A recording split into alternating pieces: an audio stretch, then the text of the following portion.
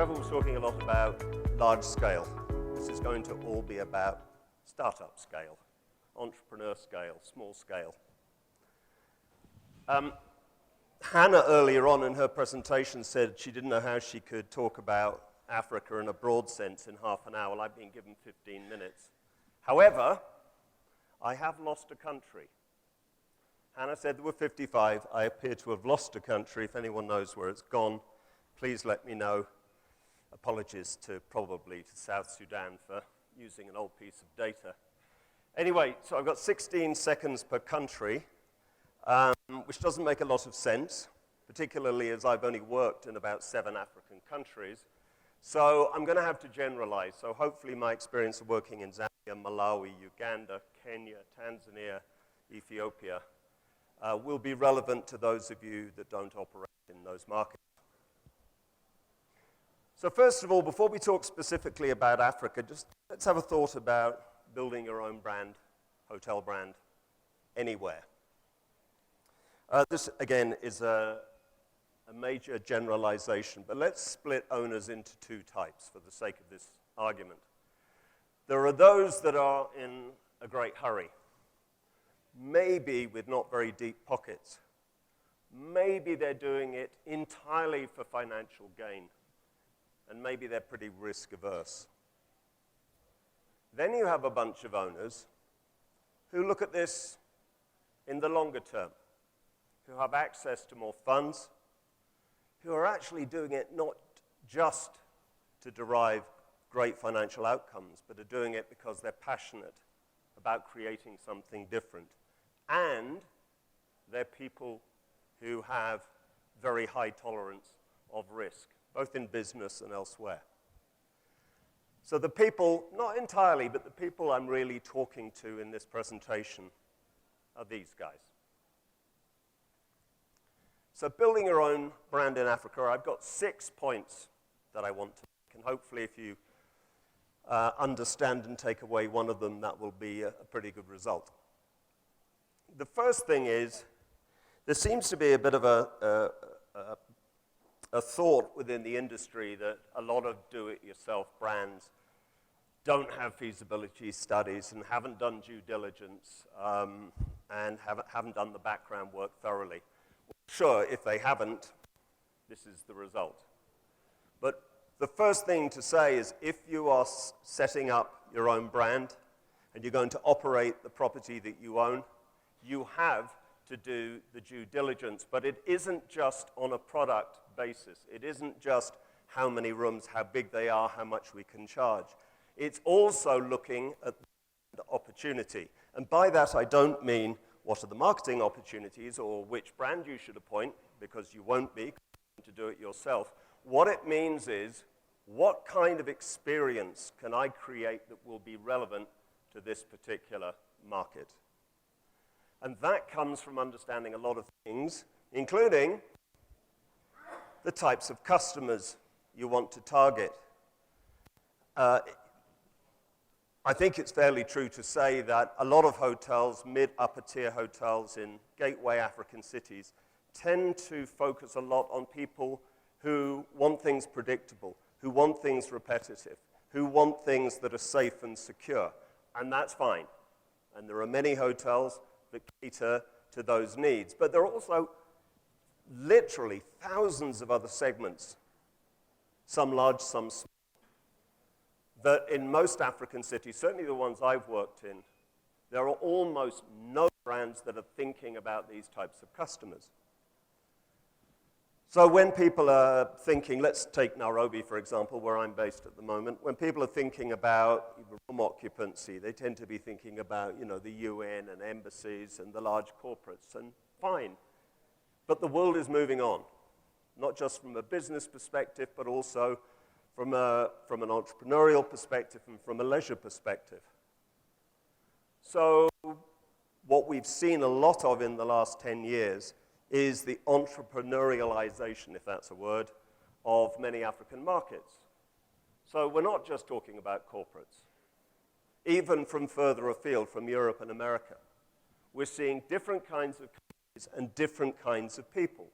So who are they? And no, I'm not talking about millennials because they constitute 1/3 of the world's population, which isn't a very handy tool when you're trying to figure out how to create a sharp positioning for your brand. These people are entrepreneurs. They're highly social. They're much more worldly. They may have worked or studied overseas. They love things that are real. They hate bullshit. They hate pretentiousness. They don't like overclaims. They're adventurous. They're playful, and so on. And you can't just look at it in a simple terms and say, oh, those are like the people in Asia, and those are like the same people in Europe. No, there are nuances here. For example, a lot of the more entrepreneurial middle-class Africans are also deeply traditional in the family context. So what's going on in their minds? What is it they desire? How do they deal with that balance? And what kinds of brands can we develop that are unique to them, that fulfill needs that are currently not being met?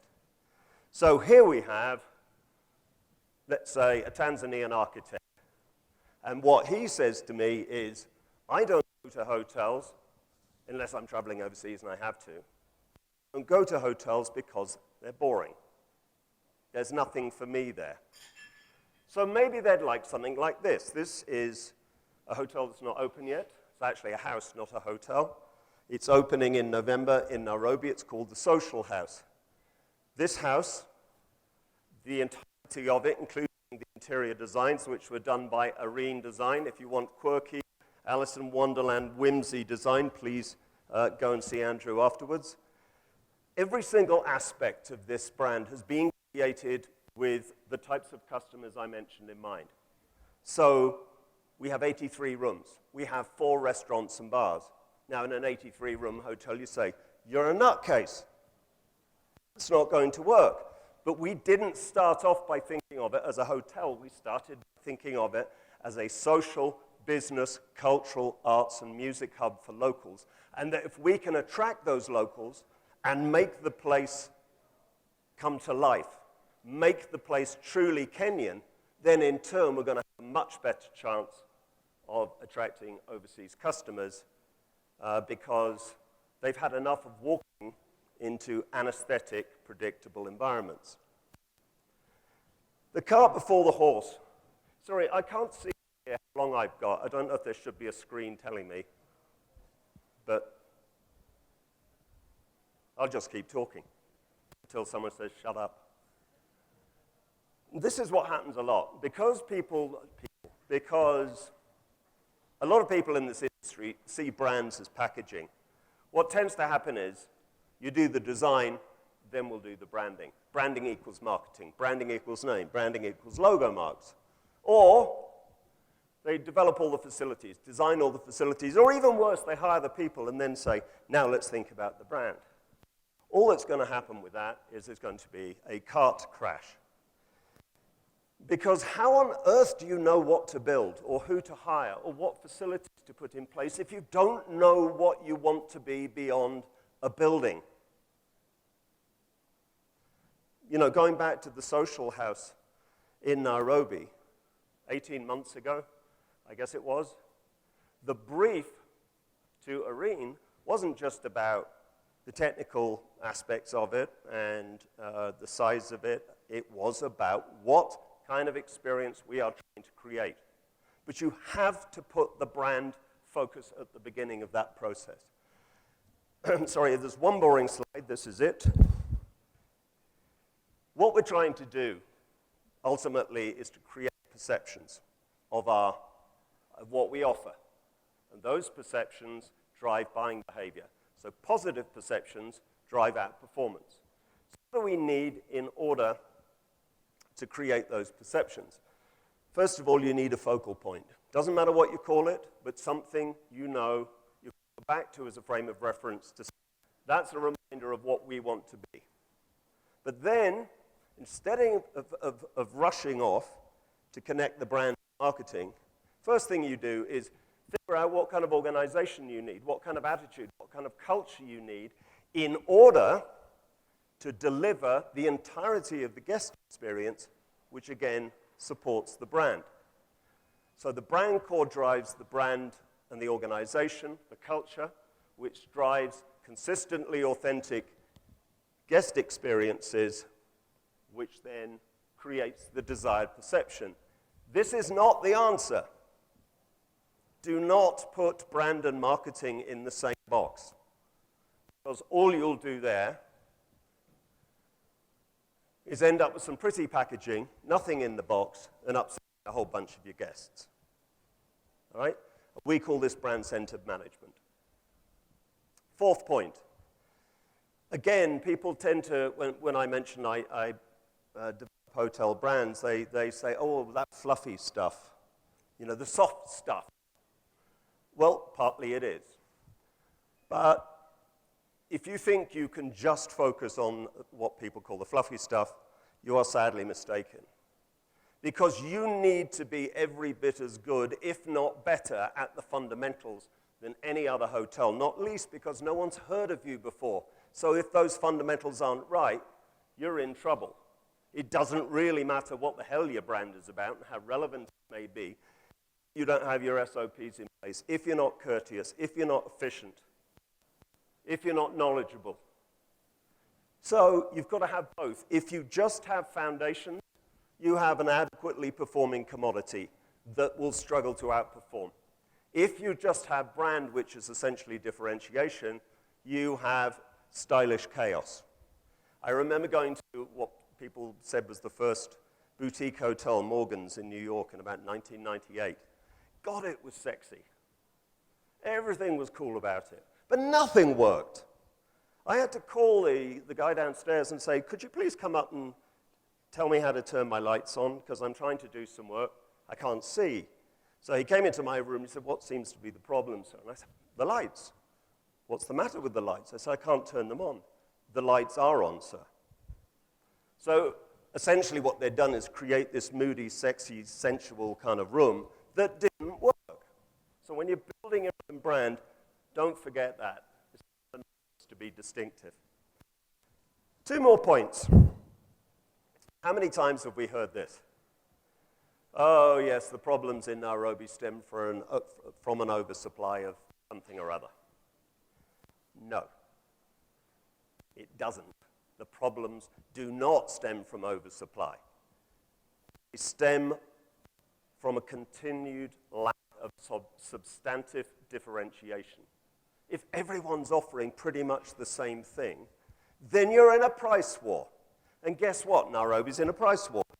People that complain about the price war are the people who created the damn thing because they don't deliver enough that sets them apart. They don't give the consumer enough of a reason to say, I'm happy to spend $20 more. So what's the greatest risk for an owner? On the one hand, you could say, well, I don't want to fail. So the lesser risk is, I don't want to fail. You know, I'd rather go safe. I'd rather appoint a brand that knows what they're doing. On the other hand, some people may say, the greater risk is not optimizing the value of this property as a brand, not flying. And you know, how many people, and I've spoken to these owners, have accepted that after $15 million of their investment, the best they're going to do is not fail. I mean, everyone has their own risk appetite. But if I spend $15 million, I certainly want to do more than not fail. So, for me, sure, this means entrepreneurial spirit. It means taking risks, right? You're going to fall off. You're going to make mistakes, but you're going to learn from them. And it's going to take a long time, and that may seem too much. But potentially, climbing to the top of the mountain is going to give you a lot more financial and personal pleasure than trotting along ensuring that your business isn't failing. So can it be done? Last point. One example, and there are many from Asia, but I will give you one from Africa. Latitude Hotels. We said it was a marathon. They opened their first hotel 7 years ago in Lilongwe. Second one, Lusaka, about 5 years ago. third one, just opened in Kampala, latitude 0. Latitude 15 in Lusaka, latitude 13 in Lilongwe are both ranked number 1 in their respective markets on TripAdvisor. I just saw 2 days ago that both hotels came number 1 and number 2 out of all luxury hotels from Luxury Lifestyle magazine. All hotels in Africa. An unknown brand, taking it slowly, building it from the inside out, getting the recognition in terms of consumer plaudits, and actually making a really good financial go of it. Thank you.